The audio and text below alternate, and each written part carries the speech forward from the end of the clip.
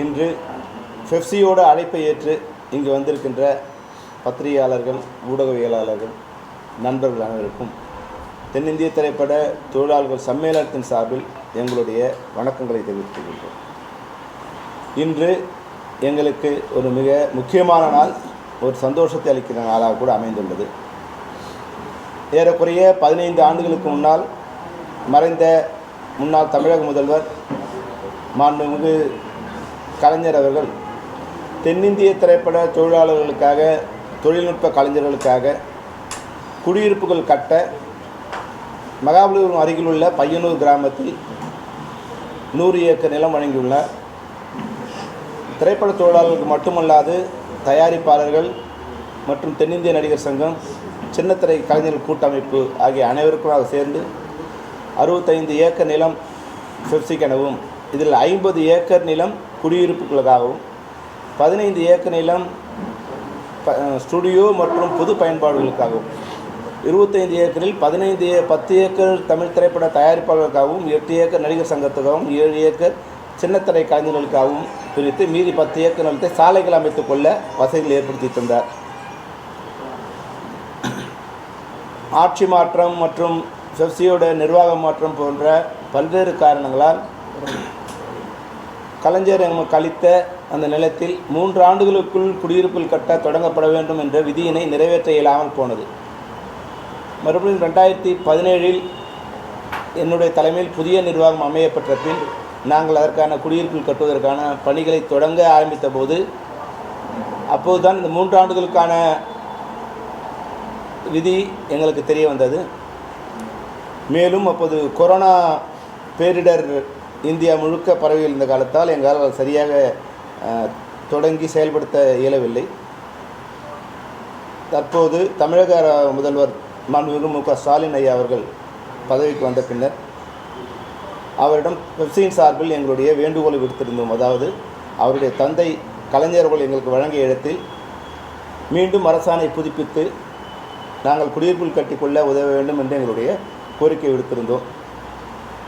பல்வேறு சிரமங்களுக்கு இடையில் அனைத்து அரசு அதிகாரிகளையும் அழைத்து பேசி வருவாய்த்துறை அமைச்சகம் மற்றும் செய்தித்துறைத்துறை அமைச்சகம் எல்லாவரையும் அழைத்து பேசி நேற்று அதற்கான அரசாணை எங்களுக்கு வழங்கப்பட்டது.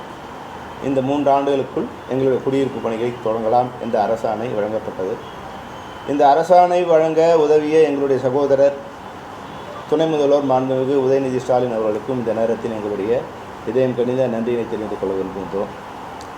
உங்களுக்கெல்லாம் தெரியும், இந்திய திரைப்படத்துறை 100 ஆண்டுகளை கடந்த பின்னர் கூட எங்களுடைய சம்மேளனத்தில் 25,000 உறுப்பினர்கள் உள்ளார்கள்.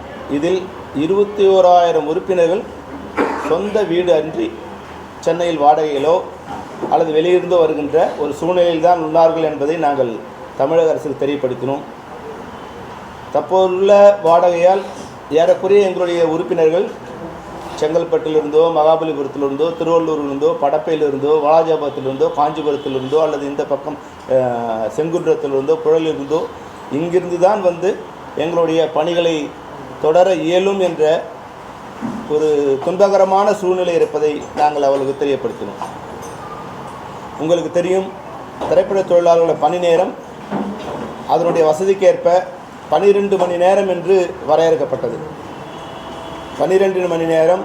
அது அல்லாது வெளியிலிருந்து வருகின்ற போது எங்களுக்கு ஏறக்குறைய 2 மணி நேரம் குறைந்தபட்சம் 4 மணி நேரம் பயணத்திற்கான ஒரு அவகாசம் தேவைப்படுகிறது. ஆக ஒரு நாளைக்கு எங்களுடைய தொழிலாளர்கள் 16 மணி நேரம் பணிக்காக, உழைப்புக்காக நேரத்தை செலவிட வேண்டிய உள்ள ஒரு மிக சிரமமான நிலையில் உள்ளது என்பதை எடுத்து கூறினோம். இந்த வகையில் நாங்கள் அனைவரும், வீடற்ற தொழிலாளர்கள் அனைவரும் ஒரே இடத்தில் குடியிருப்பில் கட்ட வசதியாக எங்களுக்கு பையனூரில் இடத்தை வழங்கியுள்ள தமிழக அரசுக்கு மீண்டும் ஒரு முறை எங்களுடைய நன்றியினை தெரிவித்துக் கொள்ள விரும்புகின்றோம். எங்கள் சிரமங்களுக்கெல்லாம் அறிந்து அதை நீக்க ஒரு புள்ளியாக ஆரம்பித்த எங்களுடைய இனிய சகோதரர், மூத்த சகோதரர் வி.சி. குகநாதன் அவர்களுக்கும், மறைந்த இயக்குனர் திரு ராமநாராயணன் அவர்களுக்கும் இந்த நேரத்தில் எங்களுடைய நன்றியை தெரிவித்துக் கொள்ள விரும்புகின்றோம். அவர்களுடைய இருவருடைய முயற்சியால் மட்டுமே இந்த காரியம் சாத்தியப்பட்டது.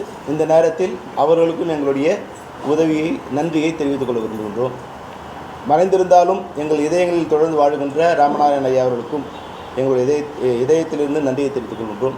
அதுபோன்றே இந்த அரசாணையை புதுப்பிப்பதற்கு உதவியாக இருந்த ராமநாராயணன் அவர்கள் புதல்வர் திரு முரளி ராமசாமி அவர்களுக்கும் எங்களுடைய சகோதரர் திரு பூச்சி முருகன் அவர்களுக்கும் இந்த நேரத்தில் எங்களுடைய நன்றியை பெப்சியின் சார்பில் தெரிவித்துக் கொள்ள விரும்புகின்றோம். விரைவில் முதல் கட்டமாக 1000 குடியிருப்புகள் கட்டுவதற்கான பணிகளை நாங்கள் துவங்க உள்ளோம். ஏற்கனவே இதற்கான பணிகள் துவங்கப்பட்டு இந்த அரசாணை கிடைக்கப்பெறாததால் அது நிறுத்தி வைக்கப்பட்டிருந்தது. அதை விரைவில் நாங்கள் 1 மாதத்திற்குள் அதற்கான முன் தயாரிப்புகளை செய்து விடுகின்றோம். எங்களுக்கு நீங்களே வந்திருந்து அதற்கான அடிக்கல் நாட்டு விழாவை துவங்க வேண்டும் என்று துணை முதல்வரோடும் எங்களுடைய கோரிக்கை வைத்திருந்தோம். நிச்சயமாக செய்வதாக உறுதியளித்தார். அவருக்கும் வருவதாக உறுதியளித்தவருக்கும் எங்களுடைய நன்றியை தெரிவித்துக் கொள்ள விரும்புகின்றோம். அதுபோன்றே இன்னொரு முக்கியமான பிரச்சனையாக தமிழ் திரைப்பட தயாரிப்பாளர் சங்கத்திற்கும் சம்மேளனத்துக்கும் ஏதோ ஒரு புரிதலின்மை காரணமாக ஒரு கருத்து வேறுபாடு உள்ள சூழ்நிலை ஏற்பட்டுள்ளது. இதை நேற்று துணை முதல்வர் அவர்கள் இல்லத்தில் தயாரிப்பாளர் சங்க தலைவர் திரு முரளி ராமசாமி அவர்கள் சந்திக்கின்ற போது அவர் தன்னுடைய கருத்தை தெரிவித்தார். செல்வமணி, நாம் எல்லோரும் ஒரே இடத்துல இருக்கோம், தேவையில்லாமல் எந்த பிரச்சனையும் இல்லாமல் நம்ம ஒருத்தருக்கு ஒருத்தர் வந்து மோதல் போக்கு இருந்தால் திரைப்படத்துறைக்கு நல்லதில்லைன்னு அவர்களுடைய வேதனை தெரிவித்தார். நாங்கள் உடனடியாக எங்களுடைய கருத்தை அங்கே மற்றவர்களை கேட்காமலே எங்களுடைய கருத்தை அவர்கள் நான் தெரிவித்தேன். தமிழ் திரைப்பட தயாரிப்பாளர் சங்கத்திற்கு பெப்சியோடு எந்த விதமான கருத்து வேறுபாடும் இல்லை, எங்களுக்கு எந்த விதமான மோதலும் இல்லை என்பதை அவருக்கு தெரிவித்தோம். சில தயாரிப்பு சங்கத்துள்ள சில நிர்வாகிகள் புரிதலின்மை காரணமாக ஏதோ ஒரு மோதல் போக்கை கடைபிடிக்கின்றார்கள் என்பதையும் அவருக்கு தெரிவித்தோம். மேலும் 2 நிபந்தனைகளை மட்டும் எங்களால் நிறைவேற்ற இயலாது, ஏற்றுக்கொள்ள இயலாது என்பது கூட அல்ல, நிறைவேற்ற இயலாத நிலையில் உள்ளோம் என்று தெரிவித்தோம். அதாவது அவர்களோடு கருத்து மோதல் ஏற்பட்டோ அல்லது வேறு ஏதோ பிரச்சனை காரணமாக நடப்பு தயாரிப்பாளர் சங்கம் உருவாகி இன்று அந்த சங்கத்தில் ஏற்கனவே 300 உறுப்பினர்கள் மேல் இருக்கின்ற சூழ்நிலையில் அந்த சங்கத்துக்கு ஒத்துழையாமை வழங்க வேண்டும் என்ற முடிவை எங்களால் ஏற்க இயலாது என்று தெரிவித்தோம். அதுபோன்ற ஒரு முடிவை எடுக்கும்போது தேவையற்ற பிரச்சனைகள் ஏற்படும். ஆகவே அவர்களுக்கும் ஏதாவது பிரச்சனை இருந்தால் அந்த பிரச்சனையை அவர்களே தீர்த்து கொள்ள வேண்டும், எங்களை அதில் ஒரு காரணியாக பயன்படுத்தக்கூடாது என்பதையும் தெரிவித்திருந்தோம். மேலும் மற்ற சங்க உறுப்பினர்கள் மீது ஒத்துழையாமை நடவடிக்கை எடுக்கும்போது அவரவர் சங்கத்தில் உள்ள உறுப்பினர்கள் மீது அந்தந்த சங்கங்கள் நடவடிக்கை எடுப்பதற்கு மற்ற சங்கங்களை கேட்க வேண்டிய அனுமதி இல்லை, அவசியமில்லை. ஆனால் மற்ற சங்கத்தில் உள்ள உறுப்பினர்கள் மீது தொழில் ஒத்துழையாமை போன்ற நடவடிக்கை எடுக்கும்போது முதலில் அந்த உறுப்பினர் எந்த அமைப்பில் உறுப்பினராக உள்ளாரோ அந்த சங்க நிர்வாகிகளை அழைத்து பேசிய பின்னர் கலந்து ஒரு முடிவு எடுக்க வேண்டும். தனிப்பட்ட காரணமாக தனிப்பட்ட ரீதியில் எந்த ஒரு பிரச்சனையும் தயாரிப்பாளர் சங்கமோ நடப்பு தயாரிப்பு சங்கமோ அல்லது நடிகர் சங்கமோ அல்லது பெப்சியோ யாரும் எடுக்கக்கூடாது என்ற கருத்தையும் அவர்கள் தெரிவித்தோம். இந்த 2 நிபந்தனை தவிர 2 நிபந்தனைகள் கூட அல்ல, 2 காரியங்களை தவிர அனைத்து விஷயங்களிலும் ஒப்பந்தத்தின்படியே செயல்பட தயாராக உள்ளோம் என்பதையும் அவருக்கு நாங்கள் தெரிவித்திருந்தோம். அவர் மிக சுமூகமாக அடுத்த ஓரிரு வாரங்களில் அனைவரும் கலந்து பேசி ஒரு சுமூகமான முடிவை எட்டிவிடலாம், தயவுசெய்து எந்த மோதல் போக்கும் கடைபிடிக்க வேண்டாம் என்று வேண்டுகோள் கொடுத்தார். நிச்சயமாக அவருடைய வேண்டுகோளை நாங்கள் ஏற்கின்றோம். எங்களுக்கு தமிழ் திரைப்பட தயாரிப்பாளர் சங்கத்தோடு எந்த விதமான கருத்து வேறுபாடும், இந்த 2 நிபந்தனை தவிர எந்த விதமான கருத்து வேறுபாடும் இல்லை என்று தெரிவித்துக் கொள்கின்றோம். அந்த நிர்வாகிகளோடும் அல்லது எந்த ஒரு உறுப்பினர்களோடும் எங்களுக்கு எந்த விதமான கருத்து வேறுபாடும் இல்லை. அதுபோன்று இந்த நேரத்தில் முக்கியமான ஒரு சகோதரருக்கு எங்களுடைய நன்றியை தெரிவித்துக் கொள்ள விரும்புகின்றோம். அதாவது 1000 குடியிருப்புகள் கட்ட நாங்கள் துவங்கிய போது முன்பணமாக 500 சதுரடியுள்ள ஒரு குடியிருப்புக்கு 2.5 லட்சம் ரூபாய் ஒரு உறுப்பினர் கட்ட வேண்டிய ஒரு நிலை உள்ளது. எங்கள் உறுப்பினர்கள் கட்ட இயலாத ஒரு நிலை உள்ளதை நம்ம அனைத்து நண்பர்களுக்கும், நடிகர்களில் பிரபலமாக உள்ள அனைவருக்கும், தயாரிப்பாளர்களுக்கும், அதுபோன்ற தொழில்நுட்ப கலைஞர்கள், இசையமைப்பாளர்கள், இயக்குநர்கள் அவர்களுக்கெல்லாம் தெரிவித்த போது நடிகர் விஜய் சேதுபதி அவர்கள் ஒரு உறுப்பினருக்கு 50,000 வீதம் 250 உறுப்பினர்களுக்கான தொகை 1,30,30,00,000 ரூபாயை உடனடியாக நன்கொடையாக வழங்கியுள்ளார். ஆகவே அவரின் பணம் ஏறக்குறைய 260 250 உறுப்பினர்களுக்கு அது பகுதி வாரியாக பிரித்து ஒரு உறுப்பினருக்கும் 50,000 ரூபாய் என்ற வகையில் யார் முதலில் கட்டுகிறார்களோ ஏற்குறைய 3000 பேர் அதற்கான முன்பணத்தை கட்டியுள்ளார்கள். அவர்கள் 2 லட்சம் ரூபாய் யார் கட்ட முன் வருகிறாரோ அவருக்கு ஃபஸ்ட் கம் ஃபஸ்ட் சர்வ் என்ற அடிப்படையில் 250 260 பேருக்கு அவருடைய பணம் பிரித்து அவர்களுடைய கணக்கில் வரவு வைக்கப்படும். இந்த உதவியை வழங்கிய எங்களுடைய சகோதரர் நடிகர் விஜய் சேதுபதி அவர்களுக்கு தென்னிந்திய திரைப்பட தொழிலாளர் சம்மேளனத்தின் சார்பில் எங்களுடைய நன்றியை தெரிவித்துக் கொள்ள விரும்புகிறோம். எங்களுடைய நன்றியின் வெளிப்பாடாக முதலில் அமைகின்ற அந்த குடியிருப்புக்கு மொத்தம் 6 டவர் வர இருக்குது. ஒரு டவரில் வந்து 240 250 குடியிருப்புகள் வர இருக்குது. அந்த குடியிருப்புக்கு விஜய் சேதுபதி டவர் என்றே நாங்கள் அழைக்க முடிவு செய்துள்ளோம். அதுபோன்று இன்னும் 5 டவர்கள் உள்ளன. இன்னொரு 700 உறுப்பினர்களுக்கு மற்ற நடிகர்கள் முடிந்த கருணை உள்ளம் படைத்த வசதியுள்ள நடிகர்கள் உதவி செய்ய வேண்டும் என்பதையும் இந்த நேரத்தில் எங்களுடைய கோரிக்கையாக வெளியிட விரும்புகின்றோம். ஏறக்குறைய 50 வருடங்கள் உங்களோடு தோளோடு நின்று உங்களோடு வந்து இரவு பகலார் என்று இன்னும் வாழ்க்கையில் ஒரு சதுர அடி கூட சொந்த இடமில்லாமல் இருக்கின்ற தொழிலாளர்கள் மீது நீங்கள் அனைவரும் கருணை கொண்டு அவர்கள் ஏதோ ஒரு தொழிலாளிக்கு நீங்கள் உதவினால் கூட விஜய் சேதுபதி போல 1.25 கோடி வழங்க முடியவில்லை என்றால் கூட ஒரு உறுப்பினருக்கு 50,000 ரூபாய் என்ற வகையில் அந்த உறுப்பினருடைய கணக்கில் எங்களால் வர வைக்க இயலும். அதனால் ஒரு 4-5 சகோதரர்கள் நீங்கள் உதவி செய்தாலே 1000 தொழிலாளர்களுக்கு ஒரு ஃபஸ்ட் ஸ்டெப் எடுத்து வைப்பதற்கு ஒரு உதவியாக இருக்கும். ஆகையால் நண்பர்கள் சகோதரர்கள் தயவு செய்து உங்களுடைய கருணை மனம் கொண்டு எங்களுடைய தொழிலாளர்களுக்கு உதவ வேண்டுமா என்பதுடன் கேட்டுக்கொள்கின்றோம். நன்றி, வணக்கம்.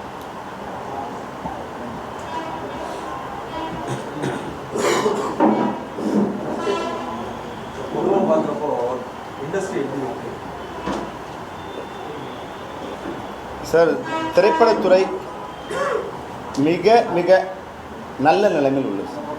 ஆனால் திரைப்பட தயாரிப்பாளர்கள் மிக மிக சிரமமான சூழ்நிலை உள்ளது. இது வந்து ரெண்டுத்துக்குமே வந்து ஒரு விகிதாச்சாரம் அடிப்பில் முன்னாடி வந்து வெற்றி அதிகமாக இருக்கும்போது தயாரிப்பாளர்கள் நிலை நல்லா இருந்தது. இன்றைக்கு வந்து வசூல் அதிகமாக இருந்தபோது கூட ஏறக்குறைய 300 500 கோடி ரூபாய் வருமானம் வருகின்ற போது அனைத்து தயாரிப்பாளர்களும் அனைத்து தொழில்நுட்ப கலைஞர்களும் அந்த வருவாயை பகிர்ந்து கொண்டார்கள். ஆனால் இன்றைக்கு ஏறக்குறைய 5000 கோடி ரூபாய் வருமானம் வந்து கூட அந்த வருமானம் திரைப்பட தயாரிப்பாளருக்கு வந்து சேரவில்லை என்பதுதான் வந்து மிகவும் வருத்தப்பட வேண்டிய ஒரு சூழ்நிலை உள்ளது. இதை மனதில் கொண்டு ஒரு அனைத்து உதவிகளும் செய்த தமிழக அரசுக்கு இன்னும் ஒரு வேண்டுகோளை வைக்க விரும்புகின்றோம். அதாவது ஏற்கனவே ஜிஎஸ்டி வரியை கட்டி கொண்டிருக்கின்ற தமிழ் திரைப்பட உலகத்திற்கு மறுபடியும் லோக்கல் பாடி டேக்ஸ், அதாவது எல்பிடி என்ற இன்னொரு சுமை இருக்கிறது. ஏற்கனவே பல்வேறு கருணை மனுக்கள் அளித்துள்ளோம், வேண்டுகோள் விடுத்திருந்தோம். அந்த லோக்கல் டேக்ஸ் உள்ளூர் வரியை திரைப்படத்துறை மீது விதிக்கப்பட்டுள்ள இரட்டை வரியான உள்ளூர் வரியை தயவு செய்து நீக்கிட வேண்டுமாய் மாண்புமிகு தமிழக முதல்வர் மு க ஸ்டாலின் ஐயா அவர்களுக்கும் எங்களுடைய சகோதரர் திரு உதயநிதி அவர்களுக்கும் இந்த நேரத்தில் எங்களுடைய வேண்டுகோளை வைக்க விரும்புகிறோம். ஏற்கனவே ஒரு உறுதியளித்துள்ளார். இந்த வருகின்ற கூட்டத்தொடரில் அதற்கான முடிவுகள் எட்டப்படும் என்று அளித்திருந்தார்.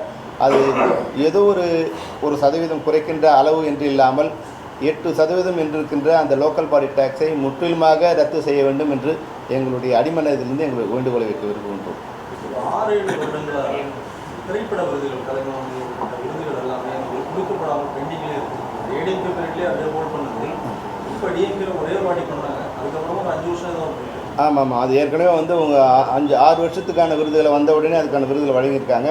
அடுத்து வந்து அது பார்க்காம இருந்தாங்க. இப்போ 2020 வரைக்குமான இது முடிச்சிருக்காங்க. அது இந்த ஒரு பார்த்துட்ருக்காங்க எல்லாம் அது முடிச்சிருக்காங்க. இன்னும் 3 வருஷம் இருக்குது. அதனால் அதை பகுதியாக முடிவு பண்ணி 2020 வரைக்குமான விருதுகளை உடனே கொடுத்துடலாமா, இல்லை அனைத்தையும் சேர்த்து கொடுக்கலாமா? ஏறக்குறைய வந்து ஒரு 10 வருஷம் இல்லாமல் இருந்தது. அதில் 5 வருஷத்தை முடிச்சுட்டாங்க. இப்போ ஒரு 3 வருஷத்தை முடிச்சிருக்காங்க. மீதி இருக்கிறத வந்து முடிச்சுட்டு கொடுக்குறதா இல்லை இதையும் ஒரு பகுதியாக கொடுத்துடலாமான்னு வந்து விவாதம் நடந்துக்கிட்டு இருக்குது. அதனால் வந்து ஒரு பகுதியாக கொடுத்துடலான்னா ஒரு மாதங்களுக்கு அதுக்கான விழா நடைபெறும் எனக்கு தெரிய வருது. அதே மாதிரி இந்த தயாரிப்பாளர் சங்கத்திலிருந்து நடிகர்களுடைய சம்பளம் குறைக்கப்பட வேண்டும், அப்போ தான் அதற்கான அந்த பட்ஜெட் ஈக்குவல் பண்ண முடியும்னு பெப்சியில் பல முறை வந்து வேண்டுகோள் விட்டுருந்தாங்க. அது தொடர்பான அந்த முடிவுகளை எடுக்கப்படுமா? எங்களுடைய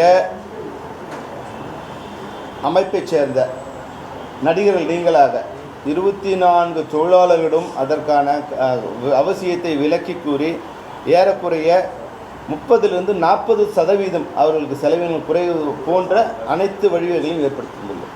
முன்னால் வந்து 6 மணிக்கு மேலே போனால் வந்து 1000 ரூபாய் சம்பளமானால் அது 2000 ரூபாய் சம்பளம் ஆகிடும். இன்றைக்கி அவங்களுக்கு 1500 ரூபா சம்பளம் அரை வேட்டாங்கிற மாதிரி கொடுத்தா போதுங்கிற மாதிரி அதை வந்து பகுதியாக பிரித்து ஏறக்குறைய அதுலேயே ஒரு 25% நாங்கள் இது பண்ணியிருக்கோம். இங்கேருந்து முன்னாடி நாகர்கோவில் போனாங்கன்னா அவங்க வந்து 3 பேட்டா 2 பேட்டா அப்படிங்கிறதெல்லாம் இல்லாமல் இன்றைக்கி வந்து ஒரு அரை பேட்டா சம்பளம் கொடுத்தா கூட போதுங்கிற அளவுக்கு எங்களுடைய நாங்கள் வாங்குறது சிறு இதுவாக இருந்தால் கூட எங்களோட பகுதியில் 40% வரை நாங்களுடைய இது வந்து குறைத்து அவங்க வழிவகை செய்துள்ளோம்.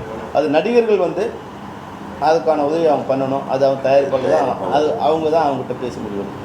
சார் நடக்க ஒரு தயாரிப்பாளர் அவங்களுக்கும் இதில் வந்து பங்கெடுக்க எதில் சார் அந்த நிலம் கொடுத்தது அது தயாரிப்பாளர் வந்து ஒட்டுமொத்தமாக அது வந்து ஒரு தயாரிப்பாளர் சங்கம்ங்கிற பேரில் இல்லாமல் தமிழ் திரைப்பட தயாரிப்பாளர்கள் கூட்டுறவு வீட்டுவசதி சங்கம் இருக்குது. அதில் வந்து 2 அமைப்பில் இருக்கிறவங்களும் வந்து அதில் உறுப்பினராக இருக்காங்க.